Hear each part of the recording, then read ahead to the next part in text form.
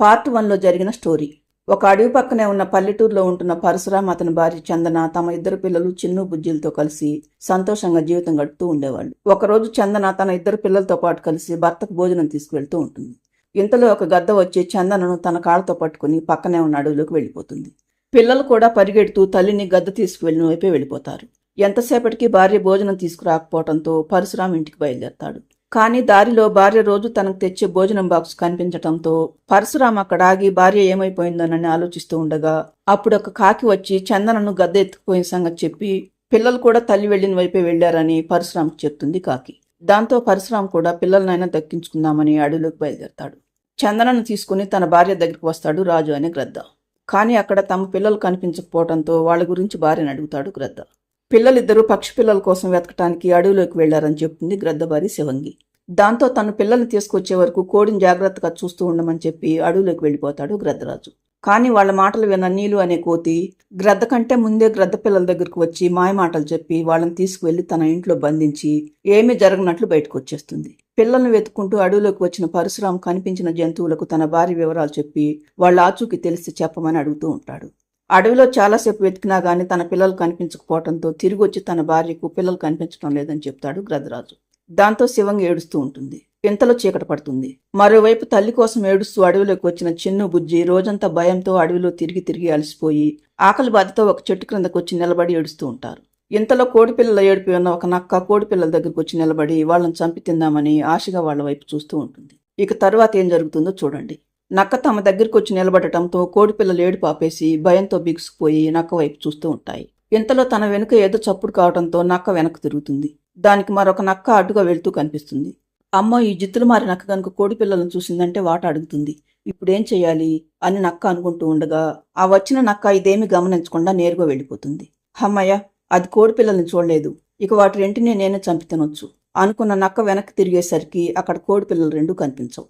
అయ్యో, ఇదేంటి, కోడిపిల్లలు ఇంతలోనే ఎక్కడికి వెళ్ళిపోయాయి, అవి ఇక్కడికి దగ్గరలోనే ఉంటాయి, ఇప్పుడు చీకట్లో వెతికినా కనిపించవు, తెల్లవారే వరకు ఇక్కడే ఉండి ఉదయమే వాటి చావుకు ముహూర్తం పెట్టాలి అనుకున్న నక్క చెట్టు క్రిందనే తీరిగ్గా కూర్చుంటుంది. కానీ దానికి తెలియంది ఏంటంటే నక్కకు భయపడ్డ కోడిపిల్లలిద్దరూ నిశ్శబ్దంగా వెళ్లి చెట్టు వెనక దాక్కున్నారని.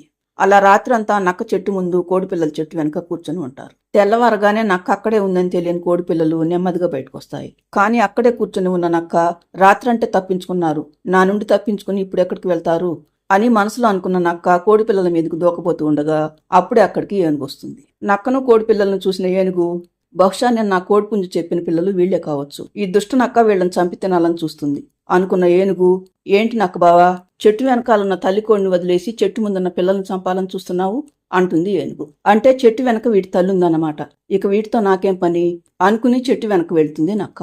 వెంటనే ఏనుగు కూడా చెట్టు వెనక్కు వెళ్లి నక్కను తన తొండంతో 4 తగిలించేసరికి నక్క కుయ్యోమొర్రు అంటూ అక్కడి నుండి పారిపోతుంది. కానీ నక్క ఏనుగు గొడవ పడటం చూసిన కోడిపిల్లలిద్దరూ భయంతో అక్కడి నుండి వెళ్ళిపోతారు.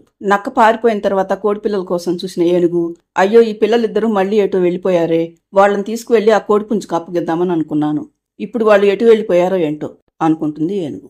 భయంతో అక్కడి నుండి పరుగులు పెడుతూ వచ్చిన పిల్లలిద్దరూ అంతకు ముందు రోజు నుండి ఏమి తినకపోవటం, రాత్రంతా నక్కకు భయపడి చెట్టు వెనకాల దాక్కొని ఉండటంతో పాపం వాళ్ళిద్దరూ బాగా అలసిపోయి కళ్ళు తిరిగి ఒక చెట్టు క్రింద పడిపోయి ఉంటారు. అప్పుడే అక్కడికి రాము, జానకి అనే ఒక పావురాల జంట వస్తుంది. పడిపోయి ఉన్న కోడిపిల్లలను చూసిన జాను, అయ్యో, ఈ కోడిపిల్లలు ఇక్కడ పడున్నారేంటండి, వీళ్ళని చూస్తుంటే నీరసంతో పడిపోయినట్లున్నారు, ముందు వీళ్ళని చెరువు దగ్గరికి తీసుకువెళ్లి ముఖం మీద నీళ్లు చల్లి కొన్ని మంచినీళ్లు తాగిద్దాం పదండి, తరువాత మన దగ్గరున్న ఆహారం తినిపిద్దాం అంటుంది జాను. సరే జాను, వీళ్ళని తీసుకుని చెరువు దగ్గరికి వెళ్దాం పద అని చెరువు దగ్గరకు వెళ్ళిపోతారు భార్యాభర్తలిద్దరు. మరోవైపు తెల్లవారిన తర్వాత మళ్లీ పిల్లల కోసం వెతికి వాళ్ళు కనిపించకపోవడంతో తిరిగి తన భార్య దగ్గరికి వస్తాడు గ్రద్దరాజు. అసలు మీరు సరిగ్గా వెతుకుతున్నారా, నేను వెళ్లి వెతుకుతానంటే నన్ను కోడిపేట దగ్గర కాపలా పెట్టారు, నా పిల్లల్ని తలుచుకుంటూ ఉంటే నాకు గుండె పగిలేంత బాధగా అనిపిస్తుంది, ఇక ఈ కోడి దగ్గర కాపలా ఉండటం నా వల్ల కాదు, నేనే వెళ్లి ఇక నా పిల్లల్ని వెతుక్కుంటాను, మీరు ఈ కోడిపెట్టను చంపి తింటారో వదిలేస్తారో మీ ఇష్టం అని వెళ్ళిపోతుంది శివంగి. ఆగు శివంగి, నువ్వు పిల్లలు లేకుండా నాకు మాత్రం తిండేలా సహిస్తుంది, నేను వస్తున్నానుండు అని గద్దరాజు కూడా అక్కడి నుండి వెళ్ళిపోతాడు. దాంతో ఊపిరి పీల్చుకున్న చందన, హమ్మయ్య, ఈ గ్రద్దలు 2 వెళ్ళిపోయాయి, ఇక వెంటనే వెళ్లి నా పిల్లలు ఎక్కడున్నారో వెతకాలి అనుకుంటూ అడవిలోకి బయలుదేరుతుంది చందన.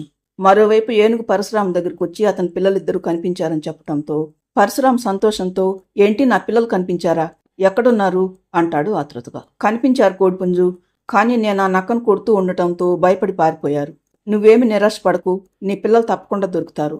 మనం వెంటనే నీళ్లు కోతి దగ్గరికి వెళ్దాం పద. వాడికి ఈ అడవిలో ప్రతి మూల తెలుసు. వాడైతే నీ పిల్లల్ని తప్పకుండా వెతికి తీసుకొస్తాడు అంటుంది ఏనుగు. తర్వాత పరశురాం ఏనుగు ఇద్దరూ నీళ్లు దగ్గరికి వస్తూ ఉండగా దారిలో వాళ్లకు నీళ్లు కనిపిస్తుంది. ఏనుగు పరశురాంను నీళ్లుకు చూపించి జరిగిన విషయమంతా చెప్పడంతో, పిల్లల గురించి అయితే నాకు తెలియదు గాని ఇతని భార్య మాత్రం బ్రతికే ఉంది ఏనుగు మామ అంటూ అంతకు ముందు రోజు గ్రద్ద చందన ఎత్తుకొచ్చిన దగ్గర నుండి జరిగిన సంగతంతా చెప్తుంది నీలు. దాంతో పరశురామ ఆనందానికి అవధులుండవు. ఏంటి, నా భార్య కూడా బ్రతికే ఉందా? ఆ గ్రద్ద నా భార్యను ఎప్పుడో చంపేసి ఉంటుందని అనుకున్నాను. ఇప్పుడు నువ్వు చెప్పేది వింటుంటే నమ్మలేకపోతున్నాను అంటాడు పరశురాం. ఆ గ్రద్దరాజు నీ భార్యను చంపేసేవాడే కోడిపుంజు, కానీ వాడు నీ భార్యను తీసుకొచ్చింది వాడి పిల్లల కోసం. ఈ మధ్యన ఒకసారి నేను పొరపాటున అడవిలో నుండి తప్పిపోయి అడవికి దగ్గరగా ఉన్న మీ ఊరికొచ్చాను. అప్పుడు నిన్ను నీ భార్య పిల్లల్ని చూశాను. నిన్న ఆ గ్రద్ద నీ భార్యను తీసుకువచ్చినప్పుడు నేను కూడా ఆ గ్రద్ద కుటుంబం ఉండే చెట్టు మీదనే ఉన్నాను. తమ పెళ్లి రోజు కానుగా పిల్లలకు విందివ్వటం కోసమే నీ భార్యను తీసుకొచ్చానని ఆ గ్రద్దరాజు అతని భార్యతో మాట్లాడుతూ ఉంటే విన్నాను. అంతేకాకుండా పక్షులను ఎలా చంపాలో నీ భార్యను చంపడం ద్వారా తన పిల్లలకు నేర్పిస్తానని కూడా గ్రద్ద అన్నాడు. అందుకే ఆ పిల్లలే కనిపించకుండా పోతే ఇక ఆ గ్రద్ద నీ భార్యను చంపడని నాకు అర్థమైంది.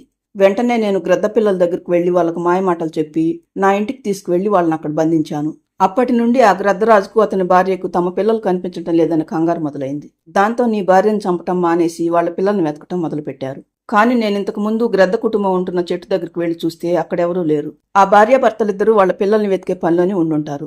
కానీ నీ భార్య ఎక్కడుందో అర్థం కావటం లేదు అంటుంది నీలుకోతి. దాంతో పరశురాం కంగారు పడుతూ, నువ్వు నా భార్య నా గ్రద్దలు చంపకుండా ఉండటానికి చాలా తెలివిగా ఆలోచించి మాకు మేలు చేశావు మిత్రమా. కానీ ఇప్పుడు చందన ఎక్కడుందో ఎలా కనిపెట్టాలి అంటాడు పరశురాం. ఇంతలో ఏనుగు కలగజేసుకుని, నువ్వేమి కంగారు పడకోడు పుంజు, మనందరం కలిసి అడవంతా గాలించి నీ భార్య పిల్లల్ని వెతికి పట్టుకుందాం అంటుంది ఏనుగు. తరువాత వాళ్ళు ముగ్గురు తలో వైపు వెళ్ళిపోతారు. అలా పరశురాం చాలాసేపు అడవిలో తన భార్య పిల్లల కోసం వెతుకుతాడు. కానీ వాళ్ళు కనిపించరు. దాంతో అలసటగా ఒక చెట్టు క్రిందకొచ్చి నిలబడతాడు. ఇంతలో చీకటి పడుతుంది. కానీ అంతకు ముందు దాకా తన పిల్లల కోసం వెతికిన చందన వాళ్ళు కనిపించకపోవటంతో మళ్లీ తను గ్రద్దలు కంటపడకుండా ఉండటానికి అదే చెట్టు కొమ్మలో దాక్కుని కూర్చుని ఉంటుంది. అలా భార్య చెట్టు పైన, భర్త చెట్టు క్రింద రాత్రంతా గడుపుతారు భార్యాభర్తలిద్దరు. మరుసటి రోజు తెల్లవారగానే ఇక వెళ్లిపోదామని పరశురాం అనుకుంటూ ఉండగా చందన చెట్టు మీద నుండి ఎగిరి పరశురాం ముందుకు దూకుతుంది. దాంతో పరశురాం చందనలిద్దరూ ఒకరినొకరు చూసుకుని ఆశ్చర్యపోవడంతో పాటు తమ కళ్ళను తామే నమ్మలేకపోతారు. ముందుగా చందన మాట్లాడుతూ, ఏమండి మీరిక్కడున్నారేంటి అంటుంది చందన. 2 రోజుల నుండి నీకోసం పిల్లల కోసం వెతుకుతూ ఈ అడవిలోనే ఉన్నాను చందన. నిన్ను గ్రద్ద తీసుకొచ్చిన దగ్గర నుండి అన్ని విషయాలు నీలుకోతి చెప్పింది. పిల్లలు కూడా ఈ అడవిలోనే ఉన్నారని తెలిసింది. కానీ వాళ్ళ జాడ మాత్రం కనిపించడం లేదు అంటాడు పరశురాం. అవునండి, నిన్నటి నుండి నేను కూడా వాళ్ళ కోసం వెతుకుతూనే ఉన్నాను. కానీ వాళ్ళు కనిపించలేదు. అయినా రాత్రంతా మనిద్దరం ఒకే చెట్టు నీడలో ఉండి ఒకరినొకరం చూసుకోలేకపోయాం. మరి ఇంత పెద్ద అడవిలో వాళ్ళు ఎక్కడున్నారో తెలుసుకోవటం అంత తేలిగ్గా ఎలా వీలవుతుందండి అంటుంది చందన. నువ్వు కనిపించడంతో నాకు కొండంత ధైర్యం వచ్చింది చందన. మన పిల్లలు కూడా తప్పకుండా కనిపిస్తారు. ఇద్దరం కలిసి వెతుకుదాం పద అంటాడు పరశురాం. ఇంతలో నీలుకోతి ఏనుగు కూడా అక్కడికొస్తారు. అక్కడ భార్యాభర్తలిద్దరిని చూసిన నీలుకోతి, అమ్మయ్య, మొత్తానికి మీరిద్దరూ కలిశారన్నమాట. ఇక మీ పిల్లల్ని వెతికి పట్టుకోవటమే మిగిలింది అంటుంది నీలు. సరే, అందరం కలిసి వాళ్ళని వెతుకుదాం పదండి అని ఏనుగు అనటంతో నలుగురు కలిసి అక్కడి నుండి బయలుదేరతారు. మరోవైపు పావురాలు 2 అంతకు ముందు రోజు కోడిపిల్లని చెరువు దగ్గరికి తీసుకువెళ్లిన తర్వాత నీళ్లు తాగించడంతో కళ్ళు తెరుస్తారు. తరువాత ఆహారం పెట్టి తమ వివరాలు అడగటంతో, కోడిపిల్లలు జరిగిన విషయమంతా చెప్పి తమ ఊరి పేరు కూడా చెప్పడంతో కోడిపిల్లలను తీసుకుని పరశురాం వాళ్ళ ఊరికి బయలుదేరతారు పావురాల జంట. కొద్దిసేపటికి పిల్లల్ని వెతుక్కుంటూ వస్తున్న పరశురాం చందనలను చూసిన కోడిపిల్లలిద్దరూ సంతోషంతో అమ్మా నాన్న అంటూ అరవటం మొదలు పెడతారు. దాంతో పిల్లలను తమ పైన ఎక్కించుకుని వస్తున్న పావురాలు పరశురాం వాళ్ళ దగ్గరికి వచ్చి వాళ్తారు. పిల్లలను చూసిన చందన పరశురాములు పట్టలేనంత సంతోషంతో వాళ్ళని దగ్గరికి తీసుకుంటారు. తర్వాత చందన పరశురాములు, పావురం దంపతులు, నీలుకోతి, ఏనుగు అందరితో మాట్లాడుతూ, మీరందరూ మా కుటుంబానికి ఎంతో మేలు చేశారు. ఎన్ని జన్మలెత్తినా మీ రుణం తీర్చుకోలేం. మీ వల్లే మా కుటుంబం మళ్లీ కలిసింది. ఇంకా మాకు సెలవు ఇప్పించండి అని అందరికీ మరీ కృతజ్ఞతలు చెప్పి చందన పరశురాములు తమ ఇంటికి బయలుదేరతారు. తరువాత నీలుకోతి గ్రద్ద పిల్లల్ని తీసుకుని రాజు అతని భార్య శివంగి దగ్గరికి వస్తుంది. తమ పిల్లల్ని చూసిన గ్రద్దల జంట, ఎక్కడికి వెళ్లారు ఇన్ని రోజులు అంటుంది శివంగి. వాళ్ళెక్కడికి వెళ్లారో నేను చెప్తాను వినండి అని చందన పరశురాం వాళ్లను ఊర్లో చూసినప్పటి నుండి జరిగిన విషయమంతా చెప్పి, అలా తల్లి పిల్లల్ని కలపటానికే మీ తల్లి పిల్లల్ని 3 రోజుల పాటు దూరం చేయాల్సి వచ్చింది. ఇప్పటికైనా అర్థమైందా పిల్లలకు దూరమైన తల్లిదండ్రులు పడే బాధ ఎలా ఉంటుందో? తెల్లవారు లేచింది మొదలు ఏ పక్షి పిల్లని చంపుదామా లేకపోతే ఏ తల్లి పక్షిని చంపుదామా అన్న ఆలోచన తప్పితే ఎప్పుడైనా బిడ్డలకు దూరమైన తల్లి పడే బాధ, తల్లికి దూరమైన బిడ్డ పడే బాధ గురించి ఆలోచించారా? చిన్నప్పుడే తల్లి దూరం అయితే ఆ నరకం ఎలా ఉంటుందో తల్లిని దూరం చేసుకున్నా నాకు తెలుసు. అందుకే ఇదంతా చేశాను. ఇప్పటికైనా ఆలోచించి మీరు మారండి. ఈ అడవిలో ప్రతిరోజు ఎన్నో పక్షులు చేపలు చనిపోతూ ఉంటాయి. వాటిని తిని మీ కడుపు నింపుకోండి. అంతేకాని బ్రతుకున్న వాళ్ళ జోలికి మాత్రం పోకండి అని వెళ్ళిపోతుంది నీలిపోతు. దాంతో ఆలోచనలో పడతారు గ్రద్దరాజు, అతని భార్య శివంగి. తర్వాత ఊర్లోకి వచ్చిన చందన, పరశురాములు తమ పిల్లలతో కలిసి సంతోషంగా ఉంటారు.